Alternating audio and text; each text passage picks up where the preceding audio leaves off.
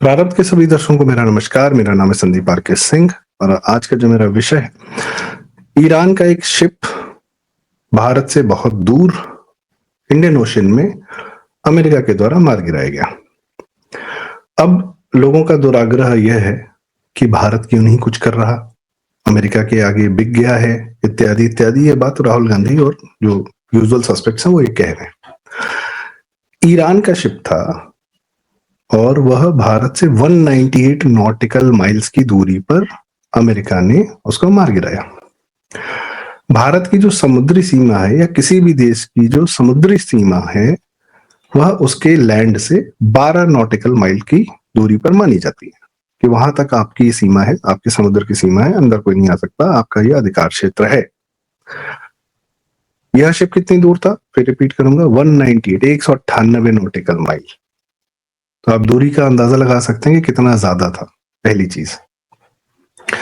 दूसरी बात यह कि उसी ईरान ने स्ट्रेट ऑफ हॉर्मुज में, जहां पर उसने यह कह रखा है कि अब यहां से मैं तेल के कंटेनर्स पास नहीं होने दूंगा, वहां पर एक कमर्शियल टैंकर जिसमें भारतीय नागरिक भी थे, उस पर गिराया बम, जो कि किसी प्रकार के हथियार से लैस नहीं था। उसको ध्वस्त किया और उस प्रक्रिया में 2 भारतीय मर गए। इन भारतीयों की बात कहने वाला कौन है, कहाँ है? तो दिल्ली के कुछ बड़े पत्रकार और बड़े अधिकारी और इस प्रकार के एम्बेसडर इत्यादि रहे लोग भारत सरकार पर यह कह रहे हैं कि चूंकि यह जो ईरानियन शिप था यह भारत ने इनवाइट किया था मिलिट्री एक्सरसाइज के लिए, और इसलिए भारत की जिम्मेदारी बनती है।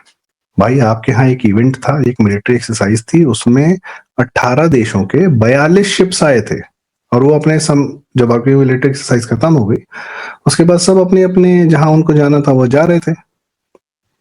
तो क्या सबको घर छोड़ कर आए? और उस शिप से एक बार भी भारत को या भारत की नेवी को एक बार भी डिस्ट्रेस कॉल भी नहीं आया। और यह कार्य जो अमेरिका ने किया, क्या किसी को बता के किया? तो भारत को युद्ध में घसीटने की या भारत को बेवजह जिम्मेदारी देने की या भारत के सर पर जिम्मेदारी थोप देने की ये जो बेवकूफाना हरकत भारत में ही बैठे कुछ लोग कर रहे हैं। कौन कर रहे हैं दिखाता हूं मैं। सबसे इंटरेस्टिंग बात है कि भाई यह भी तो दिखाएं कि कौन सा आप कर रहे हैं। अब आप देखिए कौन है लोग जो इस प्रकार की बातें कर रहे हैं कि ईरानियन शिप की जिम्मेदारी भारत की थी। कमल सिब्बल साहब हैं, ये भारत के पूर्व एम्बेसडर रहे हैं, आईएफएस इंडियन फॉरेन सर्विसेज में रहे हैं और अक्सर आजकल जो है रिटायर होने के बाद प्रो भारत बात करते हैं, पर हैं उसी दिल्ली लुटियंस की जमात से निकले हुए। ठीक है, तो सिब्बल सुन के थोड़ा आपको लगा होगा कि अरे कहीं ये वो तो नहीं, वो कपिल सिब्बल हैं, ये कमल सिब्बल हैं। पर मैटर क्या है, दोनों सगे भाई हैं। यह भी देखें, Kamal Sibal and Kapil Sibal are real brothers और इनके पिता बहुत बड़े एडवोकेट थे 1947 से पहले पाकिस्तान में। भाग के चले आए, होमलेस, मुसलमानों ने भगा दिया, फिर भी आप कपिल सिब्बल का हाल देखिए और इस समय कमल सिब्बल भाई साहब का भी भारत पर यह आरोप मढ़ने का प्रयास देखिए। खैर, दूसरा, इसके बाद आते हैं कि 2 इंडियन सेलर्स भी मारे गए। इस पर तो कोई नहीं बोल रहा है, आशीष कुमार और दिलीप सिंह, क्योंकि एक मिसाइल जो है ईरान ने दागी एक क्रूड ऑयल टैंकर पर खसा, पोर्ट इन ओमान। वो भी ओमान, वह देश जिसने ईरान को पूर्ण रूप से समर्थन नहीं दिया लेकिन खिलाफ भी नहीं रहा, पूर्ण रूप से तटस्थ रहा। ये जो ईरान और अमेरिका के इजराइल की बातचीत चल रही थी या ओमान में हो रही थी, और ओमान एकदम न्यूट्रल देश है, उसने कभी किसी का ना सहयोग दिया है ना लिया है, और इस युद्ध में तो पर्टिकुलरली, लेकिन उसको भी ठोक दिया ईरान ने। अभी पता चल रहा है कि स्ट्रेट ऑफ हॉर्मुज पे 150 से ज्यादा ऑयल टैंकर्स रुके हुए हैं। शिप ट्रैफिक 70% से ज्यादा वो हो गया है। आपको मैप दिखाता हूँ, आप मैप देखें। आपको ये रहा, ये जो छोटा हिस्सा है इसको स्ट्रेट ऑफ हॉर्मुज बोलते हैं। ये यहीं से जब कुवैत, बहरीन, कतार, यूनाइटेड अरब अमीराट्स, ओमान इधर है, ओमान को इस स्ट्रेट ऑफ हॉर्मुज की जरूरत नहीं पड़ती है, पर खैर इनको भी, सऊदी से निकलने वाला तेल, वह यहाँ से पर्शियन गल्फ, अरेबियन गल्फ से होता हुआ स्ट्रेट ऑफ हॉर्मुज यहाँ से निकल के गल्फ ऑफ ओमान में जाता है, और फिर यहाँ से फिर आप इंटरनेशनल वाटर्स में आके पूरा सी ट्रेड होता है। तो यहाँ पर ज्यादातर दुबई भी इसी स्ट्रेट ऑफ हॉर्मुज के एकदम बगल में, जहां पर इस ईरान ने कमर्शियल बिल्डिंग्स पर और हर क्या कहते हैं रेसिडेंशियल एरियाज पर बम गिरा रहा है ईरान। एक आजकल ये भी चल रहा है कि ईरान को सब कुछ अलाउ करने दिया जा रहा है कि हाँ तुम अपने यहाँ भी 15,000 लोगों बच्चियों को मार दो, जान से मार दो, महिलाओं को मार दो, कोई दिक्कत नहीं है। लेकिन इजराइल और यूएस और सबको जो है ताकीद है कि भाई आप सिर्फ और सिर्फ मिलिट्री एस्टेब्लिशमेंट्स को मारेंगे, आप सिर्फ उन लोग को मारेंगे, आप सिर्फ वहीं हमला करेंगे जहां पर आपको करना है। भले ही ईरान वाले स्कूलों में जाके छिप जाएं या अस्पतालों में छिप जाएं, जैसे हमास और हिजबुल्लाह वाले जाके छिपते थे। और हमास और हिजबुल्लाह की भी फंडिंग और पैदाइश पूरी तरीके से ईरान के खमैनी रजीम ने ही किया था, उन्हीं की पैदाइश है। शिप्स लूटने के लिए हूथीज को भी फंडिंग किसने की, किसने उसको तैयार किया? ईरान की सी खमैनी रजीम ने। अभी नवंबर दिसंबर में ही पिछले साल में इन्होंने अपने यहाँ पे 15,000 से ज्यादा लोग एक दिन में मारे, एक दिन 2 दिन में के अंदर मारे, जब वहां पर एक आंदोलन हो रहा था। और इस ईरान से कोई ये नहीं कह रहा है कि तुम तमीज से क्यों नहीं वॉर लड़ रहे हो। फिर दूसरी बात, लोग कह रहे हैं कि इस बार ईरान और इजराइल और अमेरिका ने जो है फिर वही बात कही कि ईरान के पास न्यूक्लियर वेपन, हम इसलिए जा रहे हैं हमला करने। ये बात इजराइल और अमेरिका ने बाद में कही। पहले तो खामेनी, अहमद जिनाद, ये जो प्राइम मिनिस्टर, प्रेसिडेंट और ईरान का कोई भी रिलीजियस लीडर रहा, इन लोगों ने ये बात कई बार अपने मुख से स्वयं कही है। अहमद जिनाद के कितने इंटरव्यूज हैं, कितने वीडियोज हैं कि हमारे पास न्यूक्लियर बम आ जाएगा, हम इजराइल को मार देंगे, जिस दिन आया अगले दिन हम मार देंगे। और एक बम नहीं गिराएंगे, हम 5-6 से ज्यादा गिराएंगे कि कोई एक इंटरसेप्ट हो जाए। डर्टी बम भी आ गया तब भी हम मार देंगे। तो क्या इंतजार करना चाहिए?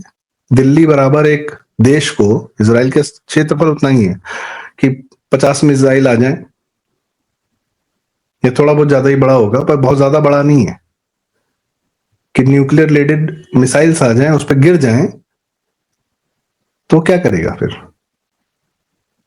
तो गया है। और ईरान, आपने मैप में भी देखा कि ईरान और इजराइल की कितनी दूरी है, बीच में कितने देश हैं? इराक है, जॉर्डन है, कुवैत है, इजराइल इतनी दूर है, इसकी तो कोई सीमा भी नहीं लगती है। तो ये इस्लामिक होने के कारण ही तो यहूदी निपटा रहे हैं कि हमसे पहले की सभ्यता जो भी रही होगी हमको उसको खत्म करना है। अब पहले यहूदी खत्म करने, बाद में हिंदू खत्म करने। हिंदू खत्म करने के लिए भी इसी रास्ते से आते थे ना ये लोग, ईरान, अफगानिस्तान, पाकिस्तान होते हुए।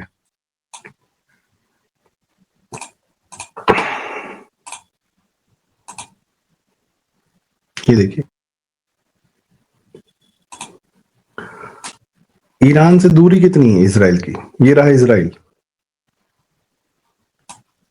भाई अगर किसी को समस्या थी सीमा पे, यहाँ पे लोगों के बसने से, इजिप्ट को होती थोड़ी बहुत समझ में आता है। इजिप्ट का सिनाई एरिया ये भी नहीं देता वो इतना, पूरा इजराइल से बड़ा तो इजिप्ट का सिनाई एरिया है। जॉर्डन को दिक्कत हो, लेबनान को होती, इन लोग को भी दिक्कत थी। 7 मुल्कों ने मिलकर इजराइल पर हमला किया था एक बार 1970s में। इजराइल ने सबको धता बताई थी, और दोनों तरफ से, इजिप्ट भी था, जॉर्डन, लेबनान, इराक, कुवैत, सब मिलके हमला किए थे, हरा दिया था। सीरिया इधर है। ईरान से कितना दूर है? ईरान को क्या तकलीफ है भाई इजराइल से? सिर्फ इजराइल पे बम मारेंगे न्यूक्लियर। ये क्या दुराग्रह है? और उसके बाद भारत से क्या समस्या है कि भारत क्यों कूदे युद्ध में? और जिन लोगों को यह है कि भारत का इन्फ्लुएंस क्यों नहीं है इस पूरे एरिया में, तो जब भारत इस समुद्री एरिया में अपना इन्फ्लुएंस बनाना चाहता है, तब उसको बनाने के लिए वह अंडमान निकोबार आइलैंड द्वीप समूह में यहाँ पर ग्रेट निकोबार प्रोजेक्ट बनाना चाह रहा है। उस पे तो कांग्रेसी एकदम बिलबिला जाते हैं कि नहीं ये नहीं करना चाहिए, भारत को यहाँ नहीं होना चाहिए, सोने गांधी लेख लिखती है। और स्ट्रेट ऑफ हॉर्मुज जितना ही इंपॉर्टेंट स्ट्रेट ऑफ मलाका भी है, जहां पर ये मलाका स्ट्रेट, तो इससे चाइना को तकलीफ है, इसलिए भारत को यहाँ पर अपना इन्फ्लुएंस न बनाए इसलिए मना किया जा रहा है कि नहीं नहीं, आप ग्रेट निकोबार प्रोजेक्ट पर काम न करें। भाई इन्फ्लुएंस रहना चाहिए इंडियन ओशन में कि नहीं रहना चाहिए, ये बताओ, पहले कंफर्म तो करो।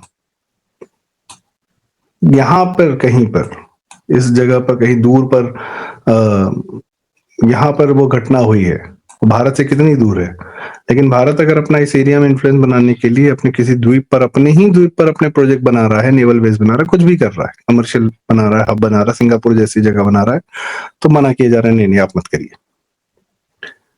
एक ही साथ एक ही आदमी दो बात ये कैसे कह सकता है? खैर वो दोगलापन जो होता है वो तो फिर कांग्रेसियों के व्यवहार में है, उसमें तो कोई दिक्कत की बात ही नहीं है। कहने का मतलब ये कि ईरान, इजराइल, अमेरिका युद्ध में भारत किसी तरह खींच लिया जाए, भारत किसी तरह फंस जाए, भारत शांति से होली न मना पाए, भारत शांति से अपनी प्रगति न कर पाए, इसके लिए भारत के अंदर के लोग ही बेचैन हैं कि किसी तरह अमेरिका और इजराइल के खिलाफ खड़ा हो जाए भारत। किसके लिए? ईरान के लिए, वो भी ईरान में खमेनी के लिए, जिसने हजारों लोगों को मार डाला। कितनी बार ये बात कही जाएगी? आज भी ईरान क्या कर रहा है?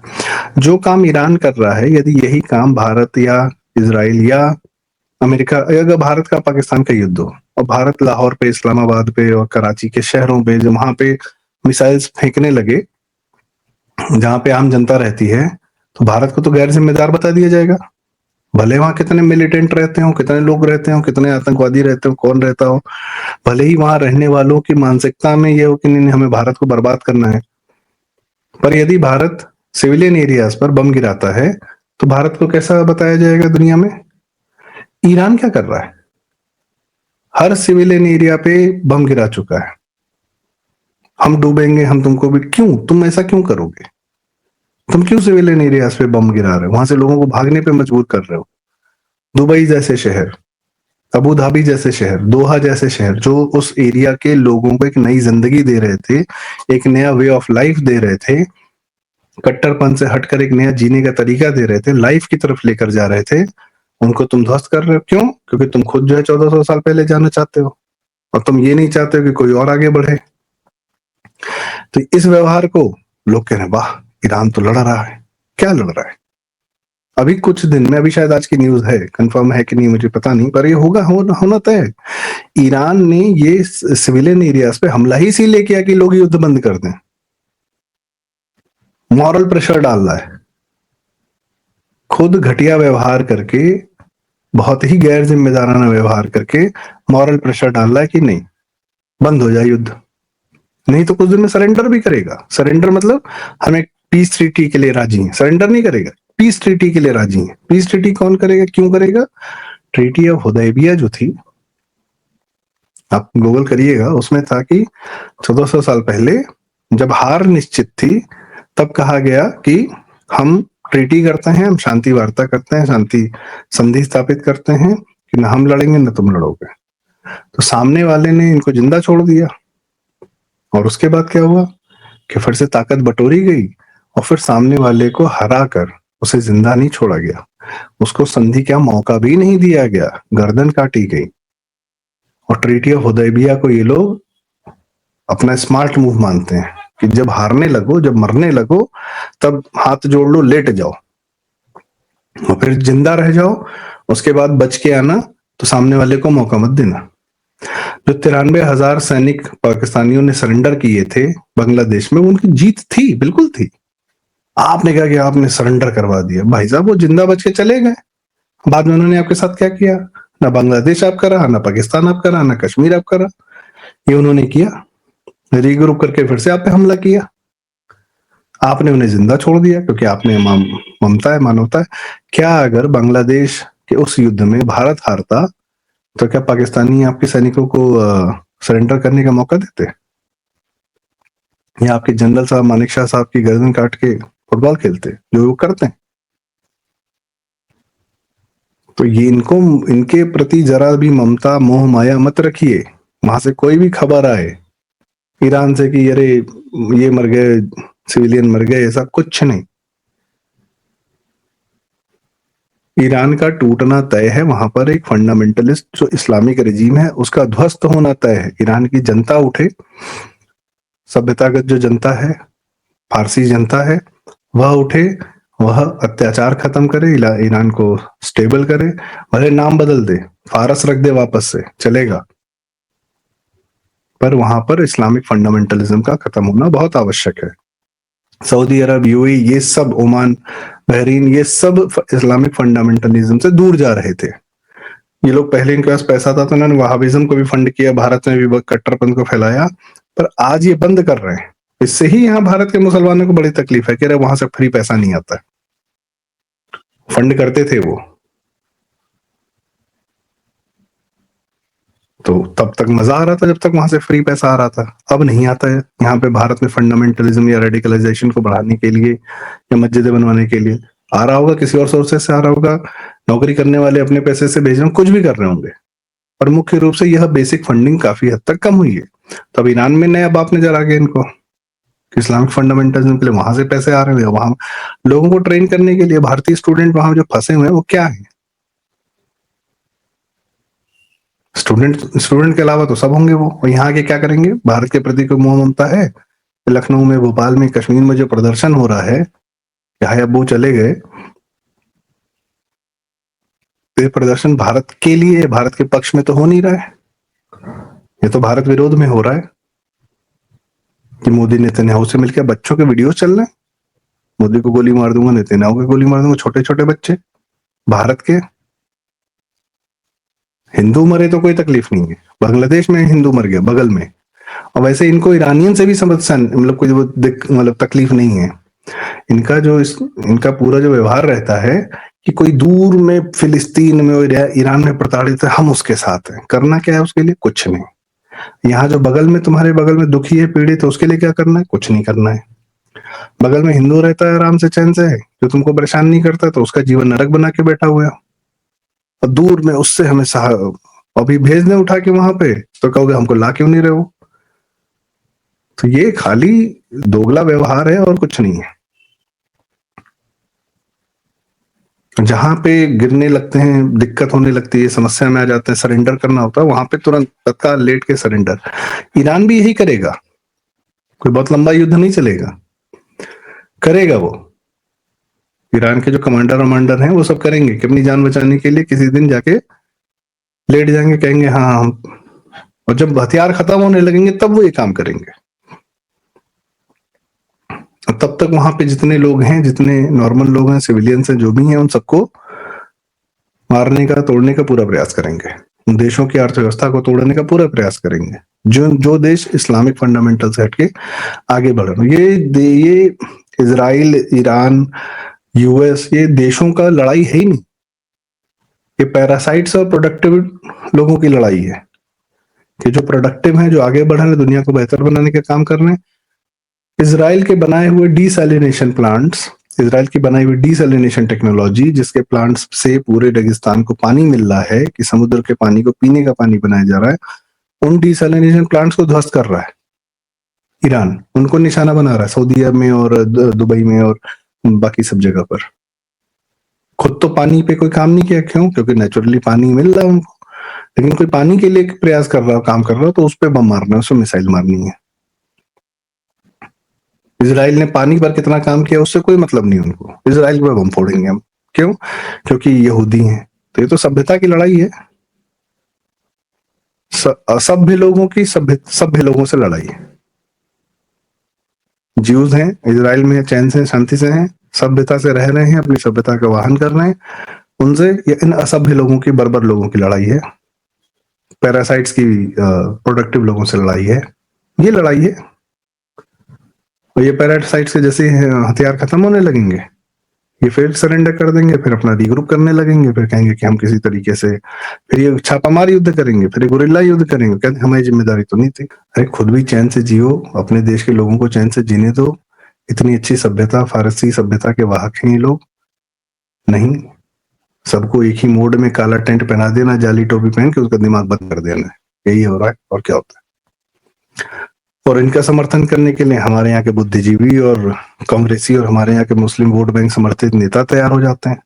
ये तो भगवान का भला है, भगवान का बहुत बहुत आशीर्वाद है भारत पर, कि भारत की गरीब जनता या जो भारत का जो एक जिसको गरीब बनाए रखने में कांग्रेसियों का पूरा योगदान रहा, उस जनता की, सनातन जनता जो है ना, उसकी समझ बहुत अच्छी है, बहुत क्लियर है। वह जानती है भारत के लिए बेहतर नेतृत्व कौन है, क्या है, कौन देता है, कैसे देता है। वह बेहतर है, कहीं बेहतर है दिल्ली के इन पत्रकारों और पढ़े लिखे आईएएस आईएफएस अधिकारियों और प्रोफेसर से। इनसे कहीं ज्यादा बेहतर भारत की वह जनता है जिसके फंडे बहुत क्लियर हैं भारत को लेकर, सनातन को लेकर, धर्म को लेकर और बाकी सारे समाज को लेकर, जो भी समाज आसपास रहता है, कि जीवन कैसे जिया जाता है, त्योहार कैसे मनाए जाते हैं, किसी दूसरे के सभ्यता में उंगल नहीं किया जाता है। और ये पढ़े लिखे लोग दिल्ली वाले, कहीं भी हो, दिल्ली मुंबई में, दिल्ली मतलब एक not necessarily geographical mentality but the mentality of being a ruler, कि हमको पूरे भारत पर राज करना है, हमको सत्ता से चिपक के रखना है। हमको उसमें सबसे पहला समर्थन किससे पाते हैं? मुसलमान वोट बैंक से। तो इन लोगों से बचें, इनके द्वारा समर्थित नेताओं से बचें, मुसलमान वोट बैंक समर्थित नेताओं से बचें। सुरक्षित भारत इस समय बन रहा है। समस्या यही है कि भारत सुरक्षित है, इससे बहुत लोग को बहुत समस्या है। सुरक्षित है भारत, शांत है, तो इसलिए प्रोडक्टिव है। अमेरिका का भी यही हाल था सन 1945 के सॉरी 1939-40 से 45 तक, कि वो युद्ध को दूर से देख रहा था, उसमें घुसा नहीं था जब तक जापान ने हमला नहीं किया। तब तक वो सबको अपना हथियार बना रहा था, बेच रहा था, अपनी पावर बढ़ा रहा था। भारत का भी वही समय आया है। जितना शांत रहेगा, जितना सुरक्षित रहेगा, अनटिल अनलेस कोई वाकई में युद्ध में खींच ले जाए, जैसे पहलगाम जैसा इंसिडेंट्स कर दिया या कुछ और कर दिया, तो भारत की शांति बहुत लोग की आंखों में खटकती है। और इस समय उन लोगों को पहचानने की आवश्यकता है। इसी के साथ आज की चर्चा का समापन करते हैं। आपको ये बातचीत कैसी लगी कृपया कमेंट्स में हमें जरूर बताएं। कृपया वीडियो लाइक करें, शेयर करें, चैनल जरूर सब्सक्राइब करें। बहुत बहुत धन्यवाद। नमस्कार, जय श्री राम।